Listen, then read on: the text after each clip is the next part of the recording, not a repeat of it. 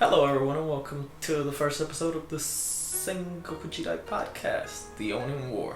So the Onin War would be the beginning of the Sengoku period. It began an age of upheaval and war that would last for more than a century until 1615 and the rise of the Tokugawa shogunates.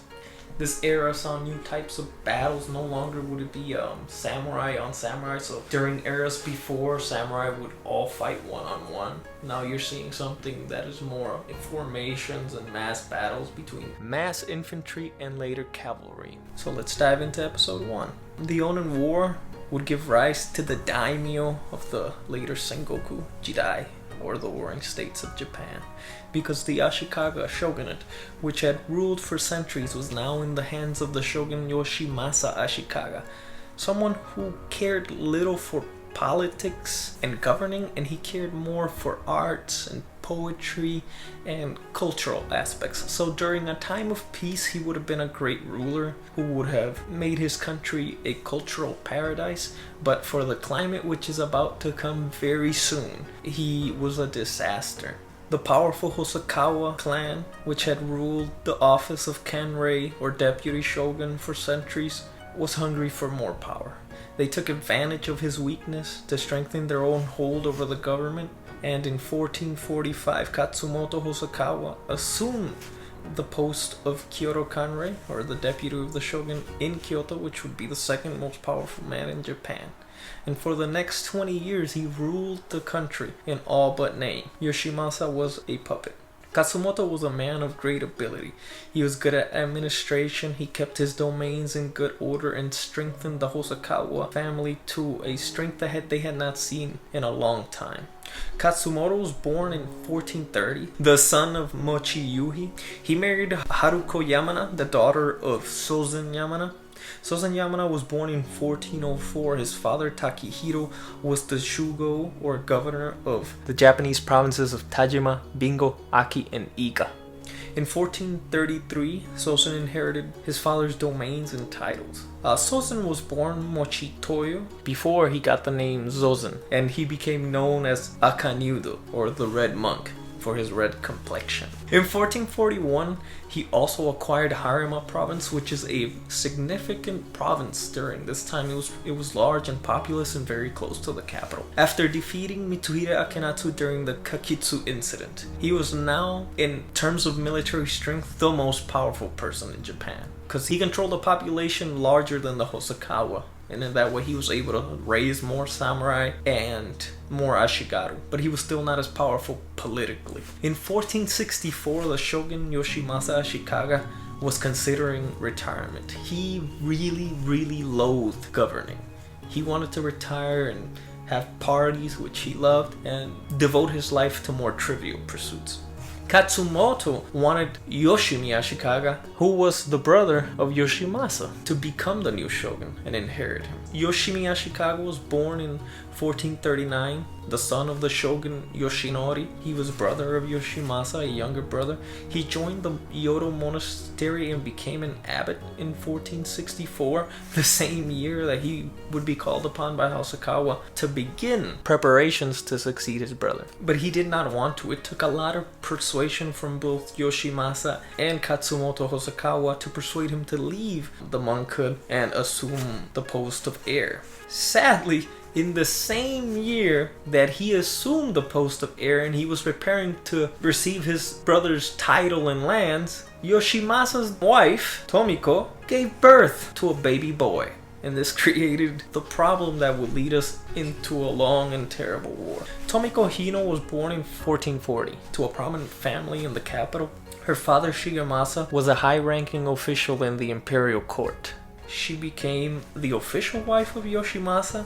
He had many other concubines and secondary wives, but she was the main. So only her children had rights to succession, unless she produced no children and one of his other wives did, which did not happen. They had a son in 1459, but he died prematurely, very early in age, so he doesn't come into play in our story. Once her son now was born, she was worried that because he was so young, her husband would still allow her brother-in-law to assume the title of shogun once he retires. So she started looking for allies that wanted to disturb the plans of the Hosokawa and gain a powerful person with the new shogun, which would be his mother. So they would have somebody in his ear, and by then they would literally become regent, because she wouldn't be able to assume leadership over her son. So whoever backed her literally would.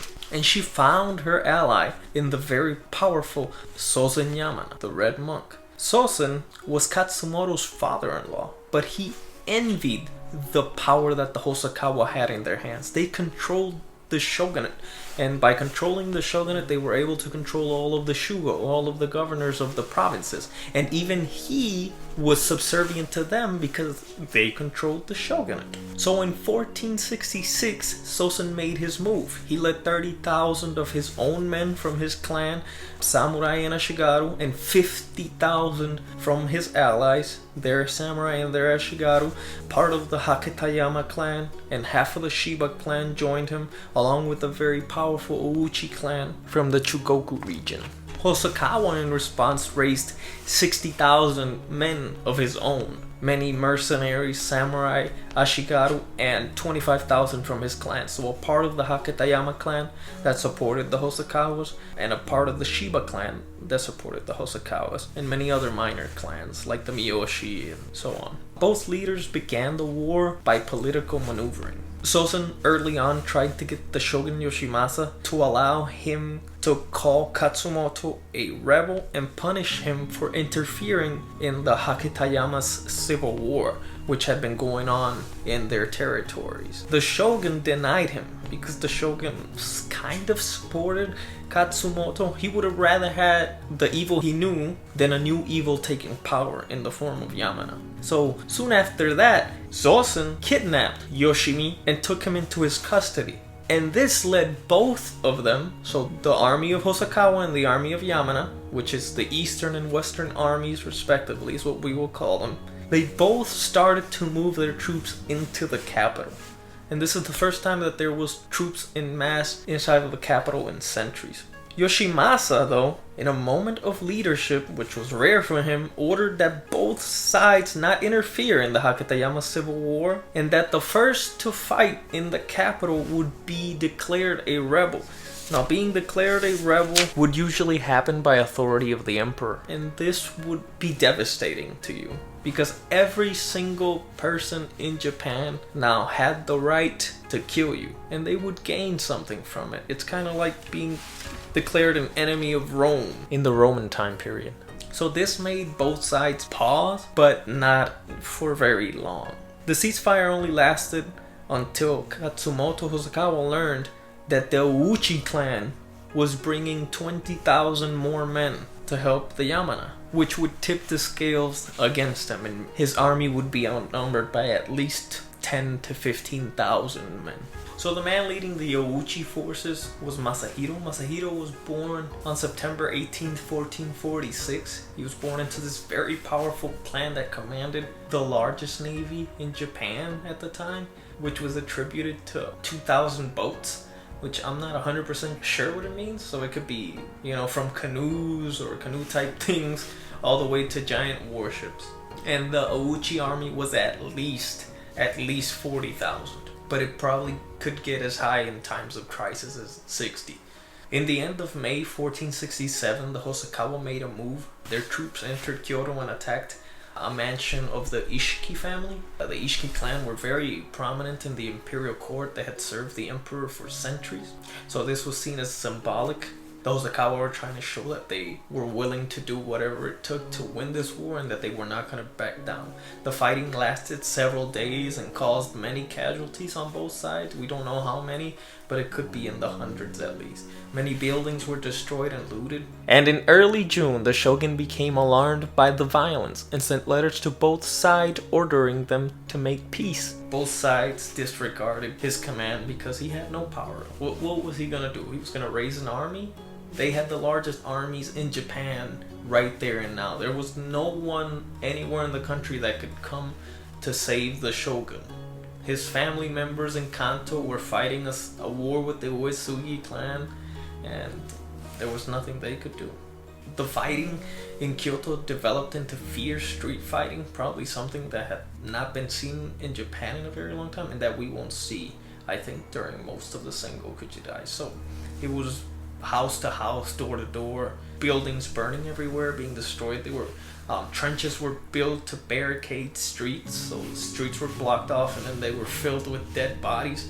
Katsumoto was the person who began the fighting, and that made the shogun Yoshimasa blame Yamana and declare him a rebel and appoint him, Katsumoto Hosokawa, as commander of the shogunate forces. But the emperor would not agree to this, so he did not get imperial backing, only that of the shogun, which is all he needed. So the war now turned in the favor of Hosokawa because he could call upon neighboring governors to bring his army, since he had the shogunate's authority to put down, quote-unquote, this rebellion by Sosen Yamana. His spies, which he had sent into the provinces controlled by Yamana and his allies, began to ferment rebellion by smaller clans who wanted to seize power, by peasants who were suffering from famine because of the war. So the Yamana, the Western army, had to send many of their men back to their provinces to protect them. By July, the fighting had devastated most of Kyoto. Hundreds of buildings were burned, major monasteries, etc., and thousands of homes, thousands upon thousands of homes of normal common folk were destroyed. The city, which was once very, very populous in the tens of thousands, if not more, was completely deserted, aside from both armies that were now encamped within the limits of the city. The main fighting at the time was occurring around Jiso-in, so a very famous Zen monastery, Shokukuji, and Katsumoto's personal mansion. It's hard to picture such a strange war because it's something that we would attribute to like World War II, where if you besiege a town, you go house by house and fight door by door. But so this is what was happening in a country that there were still no guns, so people were fighting with swords, bows, arrows, spears, and the like. So neither army was seeking a decisive battle. In most wars, we know armies will find an open field and then they will fight there and try to end the war as soon as possible, try to do one decisive blow. But since each side, both the Eastern and Western armies, were scared that they would be defeated, they rather keep it to skirmishes. So they were content just camping around Kyoto and skirmishing every once in a while. By September, the Western army had been reinforced by the Ouchi, by Masahiro's forces, and the Ouchi, when they arrived, fought their way through the entirety of the Eastern army to get to the Western army's camp, which tells you that not much resistance was put up by the Eastern army because they didn't want to get into a battle that they were going to lose. So they literally let him pass through their battle lines so that he could meet up with Yamana.